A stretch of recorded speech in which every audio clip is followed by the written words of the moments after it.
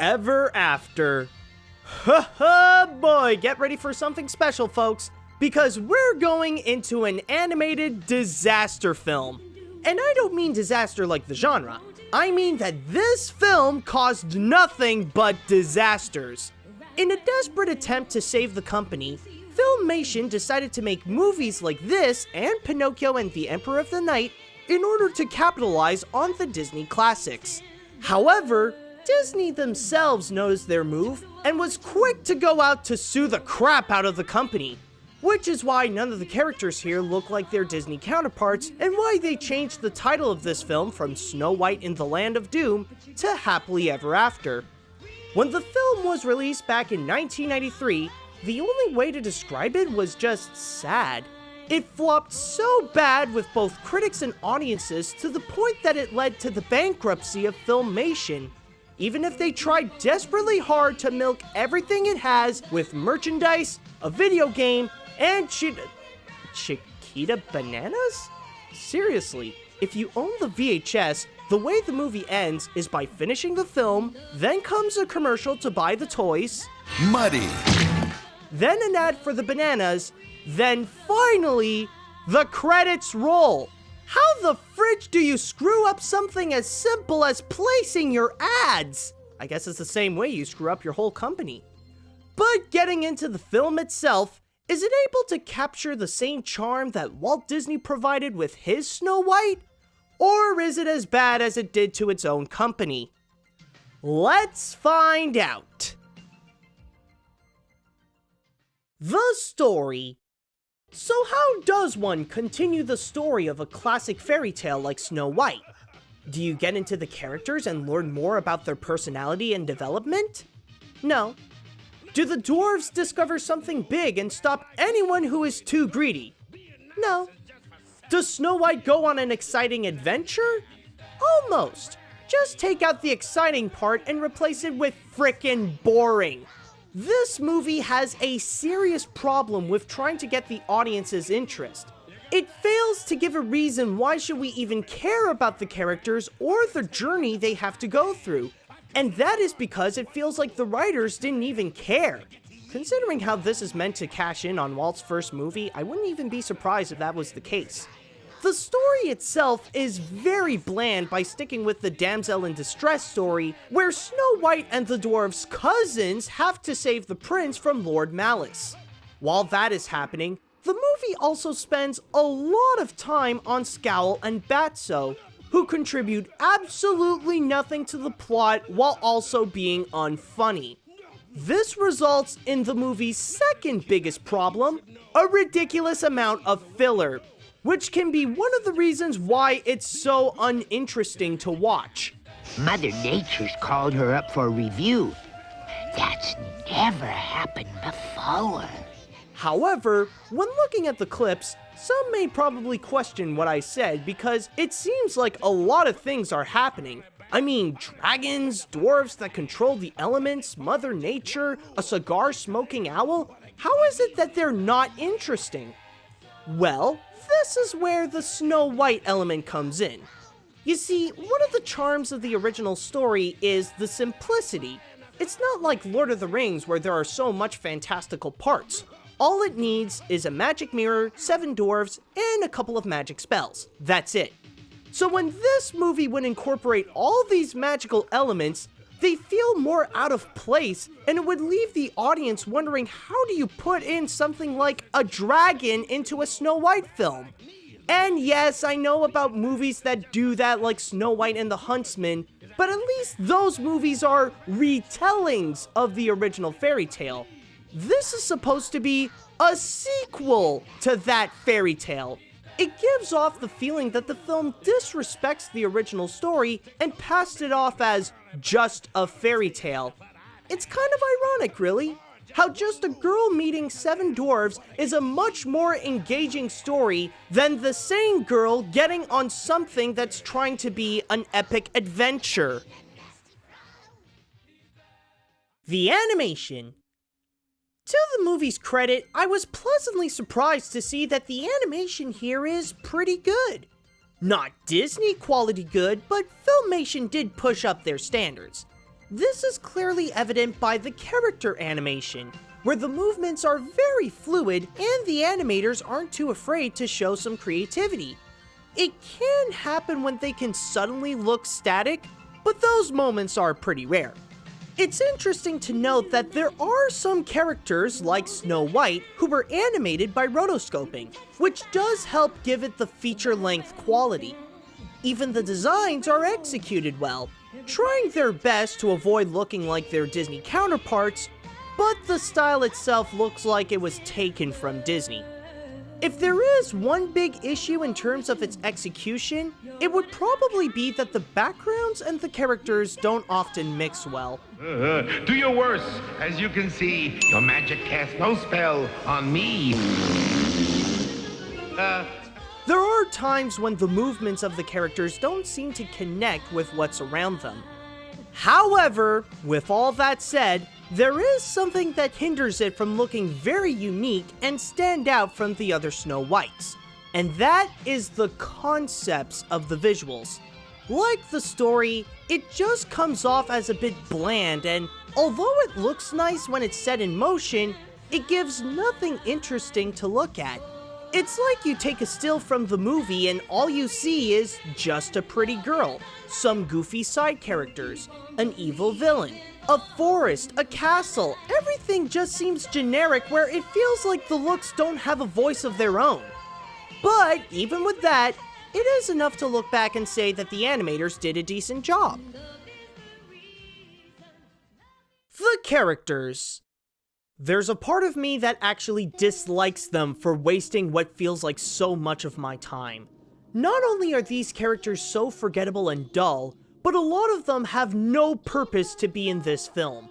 Starting with the ones that have a reason to be in this movie, Snow White is just the good-hearted girl who wants to save her prince. Other than that, she has less personality than the apple that poisoned her. Speaking of which, the prince here is very reminiscent to the Disney version, where he barely does anything and we don't even know his name. By the way, there's this shadowy figure that came out of Ralph Bakshi's Wizards that would often help Snow White and the Dwarf Elves. Guess who he is? Then we have Lord Malice, who is probably the best thing about this movie. Despite being a generic bad guy, he's actually the brother of the evil queen and he wants revenge on Snow White. Top that with a wonderfully over-the-top performance by Malcolm McDowell.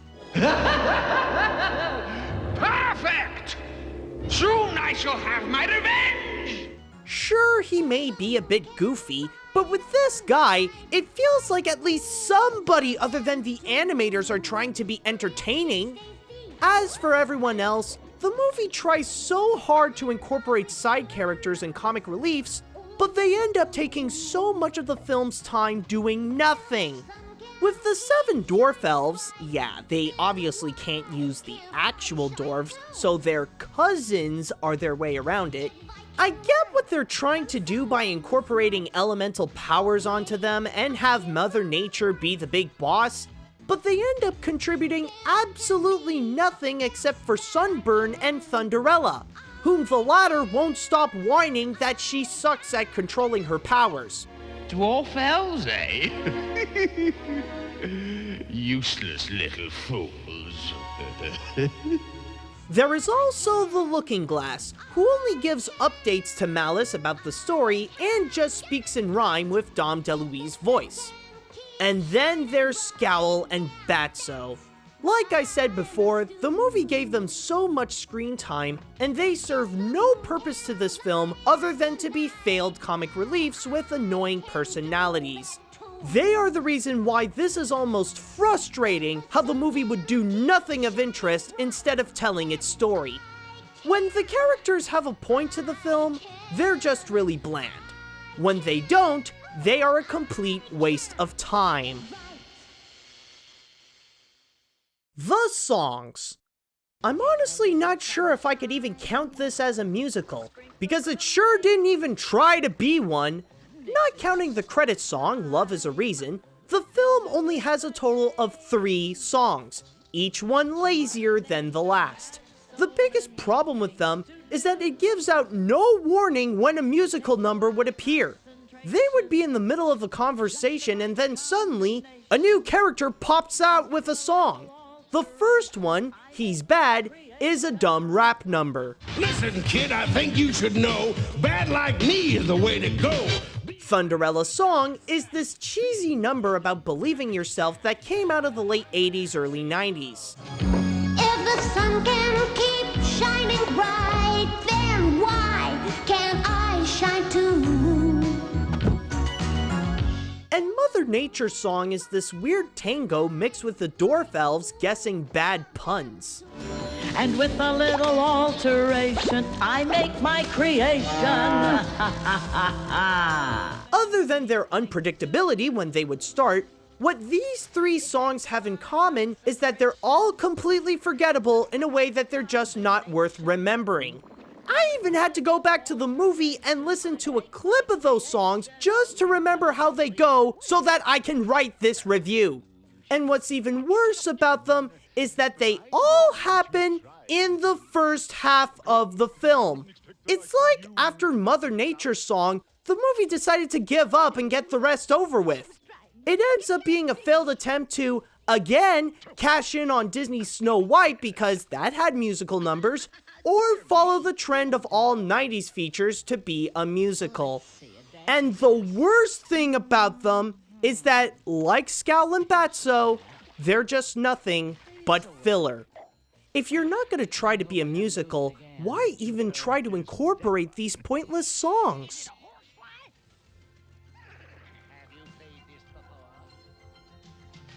It may not be as disastrous as what it cost to the company, since it does have some decent animation, but Happily Ever After ends up being such an absolutely dull movie with terrible writing that results in an unengaging story, pointlessly forgettable songs, and characters that take so much of the movie's time doing absolutely nothing.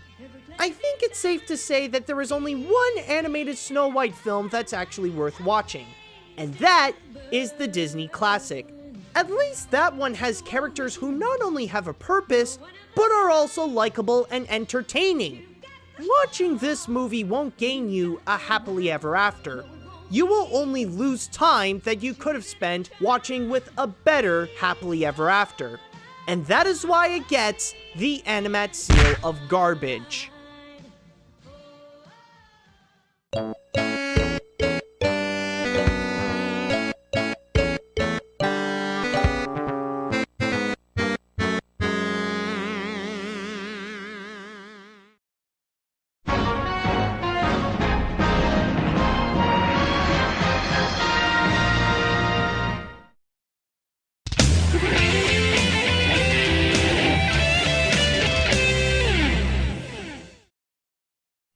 Hey guys, this is AniMat, and may I just say, if it weren't for the fact that I was reviewing this movie, like, the whole point of me watching this film is to make a review out of it, then honestly, I would just feel like I completely wasted my time just watching this. Because everything about it is just so dull. It's not, like, bad to the point that it's really frustrating. I mean, thanks to the decent animation and also Malcolm McDowell's over-the-top performance, it keeps it away from being absolutely terrible.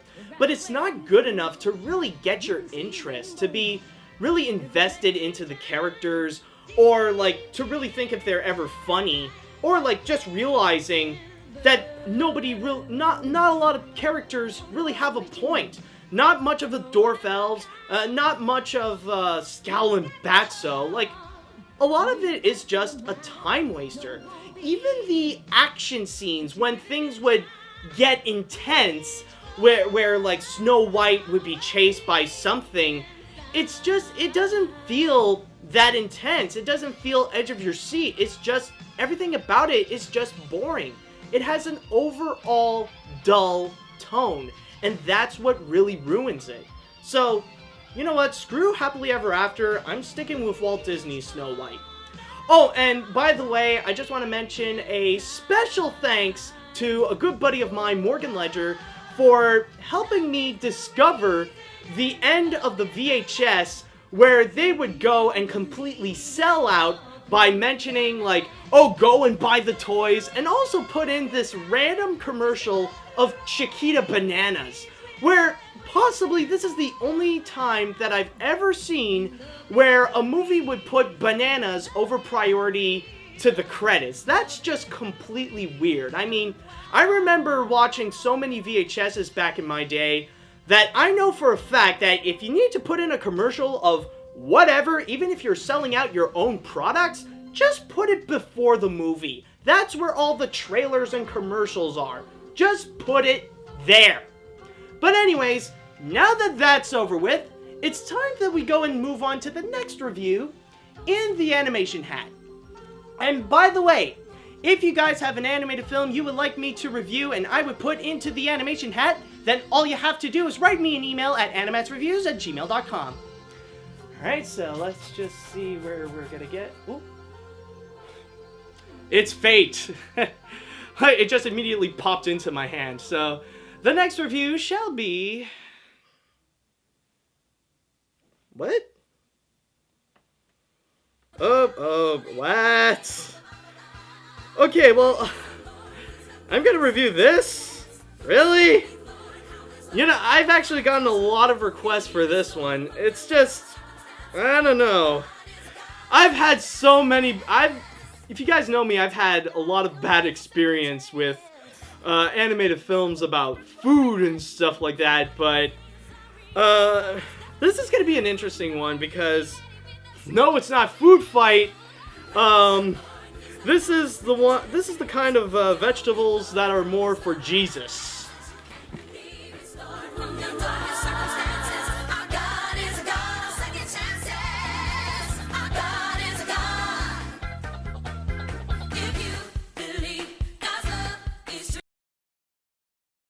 Muddy.